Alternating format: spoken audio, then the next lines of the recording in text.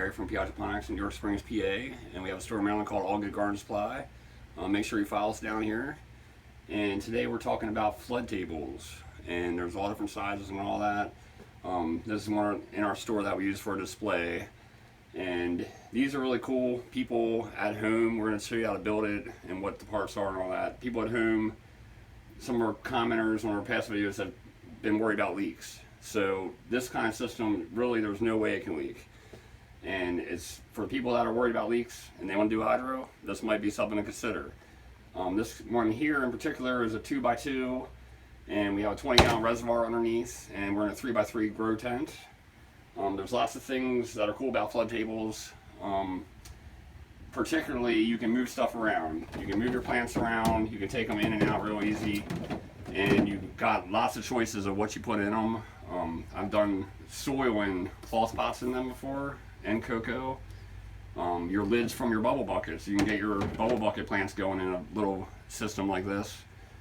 Rock wool, great for rock wool. We're going to be actually using this for rock wool very soon to get some plants going.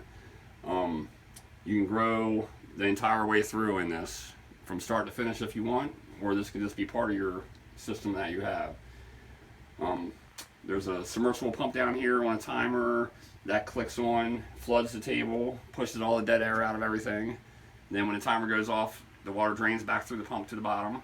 This is an overflow, so when the water gets up to here, it'll flow back down so it doesn't overflow your table. This is adjustable completely. Little pieces of this can be taken off to shorten it or make it taller. Obviously you don't want to go over the top edge of your table, so that's pretty much the gist of how it basically works. We're going to get into great detail on this, and why don't you meet us over at the parts table. Alright, first thing we're going to need is your flood table.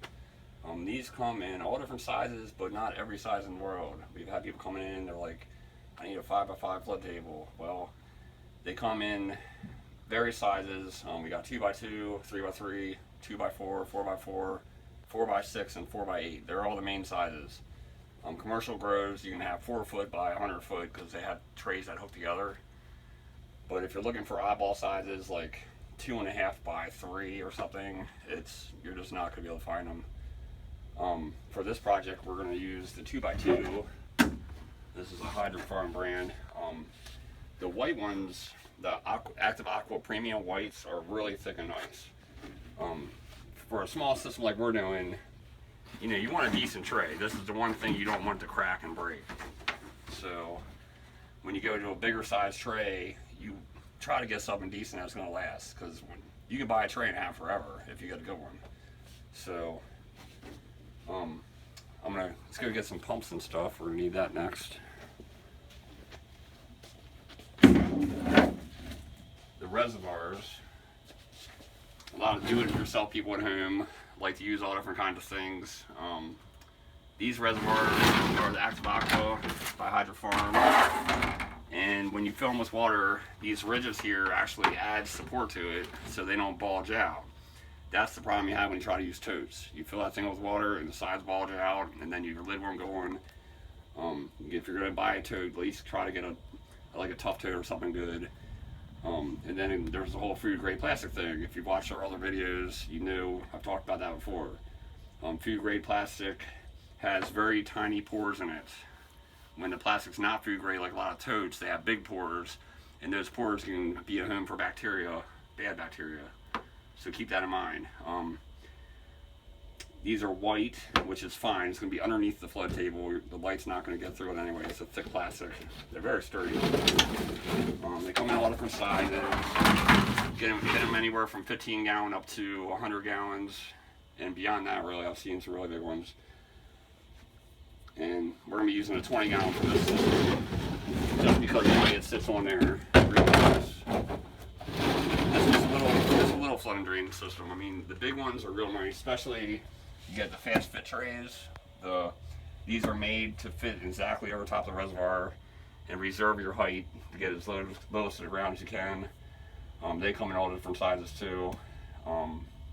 They don't make one 2x2, I don't think, but 3x3, 4x4, 2x4. This is something new from PA fast fit, which I was glad they did. It's a trellis support system. Awesome. So yeah. Anyway, that's your flood table and your reservoir. On top of that, you're gonna need your flood and drain kit like we just showed you over there. And they usually come in a nice little kit. This is the Botanicare brand of them. They do sell additional riser pieces. That way you can hook it to your overflow and make it flood deeper. So those are something most people don't know they have. Alright, and then the pump. A 250 should be fine for this job. So we're going to do the Hydroponics Active Aqua 250. If you're doing like a 4x4 flood table, you can go up to a 400 or a 550. You don't want it to flood like an 800 or 1000 because your fittings, you don't want to be flooding it faster than this thing could let it go back down to the bottom. So, and then tubing, you'll notice on the kits, there's a 1/2 inch, that's from your pump, and then you have a 3/4 inches to return back down. And you'll see a lot of hydro systems where the input into the system is a smaller tube size than the output going out, and that's just to reassure that you're not going to overflow stuff. This is really one of the safest systems to have in an apartment building. You know, there's not much that can go wrong here where you flood a house. So a lot of our reviewers and commenters have talked about leaks and floods, and that's kind of why I wanted to do a flood table video, just for that reason. So I'm going to need a little bit of tubing. 1/2 inch is going to go from the pump up to the back side of this bulkhead. So we're going to need that. And that should do it. I got my drill over at the counter, so I'm going to go over there and... Alright, I just drilled my holes on this one. It's a 1 1/4 bit hole saw. I want to show you something about other flood tables. This little guy here is kind of unique that he's little, but most of the time on the bigger tables you have 2 different ends here. And yeah, one is recessed deeper than the other. And that's very important because you want to drill on your recessed end. And that goes for much of the bigger sizes. So our 2x2 doesn't have that. Both sides are both recessed, so it doesn't really matter. And when we drill from the back side. There's usually dimples on the flood tables, so that kind of gives you somewhere to aim at. So we got our fittings kit out here. A lot of times on this particular brand of these, I end up having to ream them out a little bit farther. So we'll see what happens here. Yeah, it's a little tight there, so I'll go ahead and take my deburring tool here. Open that up a little bit bigger, and hopefully it'll go on easier.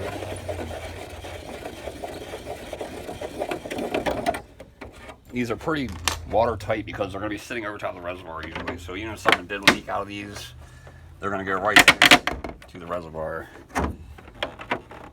And remember, your tall one is your overflow. So when the water level comes up, it'll go back through the screen back down to the reservoir. Your short one's got your 1/2 inch fitting. That's for your pump to fill it up with. So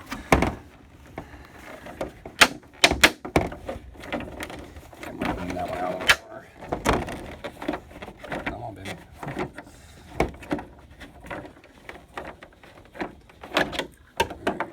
So I'm gonna clean that one out a little bit more.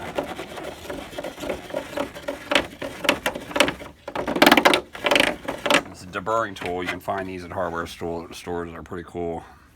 Seen in our other videos. Alright, so that one's good to go. I'll put my rubber gasket here on the inside.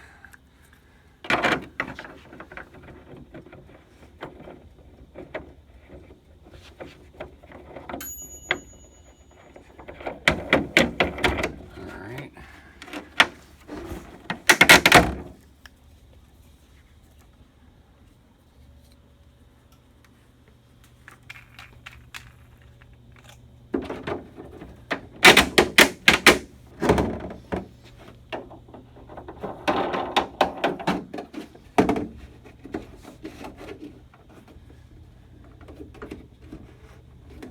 So that's ready to go. Reservoir It's going to sit under it on this particular system. Reservoir covers, anybody's been running flood and drain tables, when you got your tubes and stuff going in here, this thing's never going to be sitting like this. I've seen people notch them out. I've seen people just leave them off to the side a little bit. But on our system, we're really not going to need it at all. I'm just going to block the light from getting in there. You can kind of do a little something like that, just have it sit in there. You're going to have your cord come down here too for your pump. So, alright, and as for the pump, like I said earlier, we're using a Hydrofarm 250 gallon per hour pump. These are adjustable too. The front of it has a little adjustment here so you can slow it down or speed it up. And that's going to sit down in here. Try to suction it somewhere close to your hose line up. I'm going to take a quick measurement here, see if I can get close to a piece of hose to get on there. This one looks about 4.5 inches, so half-inch tubing. If you had the fast fit tray stands, you might want to trim a piece of tubing for your drain to go back into your reservoir.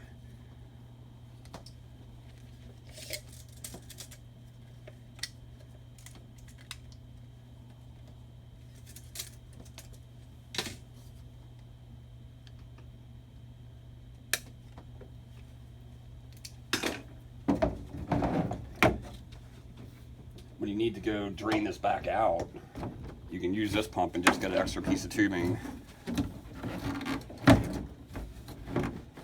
and just take an extra piece of like 10-foot half-inch tubing, and then you can just plug your pump in and pump the water right out into buckets or into a sink or a drain. That's pretty much it on getting that part of it together. Alright, one other thing I like to do on my flood tables is give it a slight tilt. So for this, I'm just using a couple little bottle caps. It doesn't take much, just helps the water get down there. So they're going to go like this down the back side. My drain's up here, so it just gives you a little bit of extra push there. Flood tables are actually totally flat, so I'm going to tape them on here that way. I don't have to worry about them sliding around. And that helps just with water drainage. You're always going to have a little bit of water stuck in your flood table. It's just, it's going to happen. Alright, other than that, you got your timer. This is just a basic push button timer. We carry them at the store. Each little prong on here is 15 minutes, which is a perfect amount of time that it's flooded. And I just went around the whole thing and did every 2 hours. Depending on which kind of growing media you're doing in here, like if you're doing the big blocks, you might only have to do it every 3 hours. And the other methods we talked about earlier, you know, the soil and cocoa and all that. So that's something you can play around with. And hopefully you guys understand this a lot better now. And I'm Gary from PA Hydroponics in York Springs, PA. And we have a store in Maryland called All Good Garden Supply. And don't forget to follow us down here. Have a good day.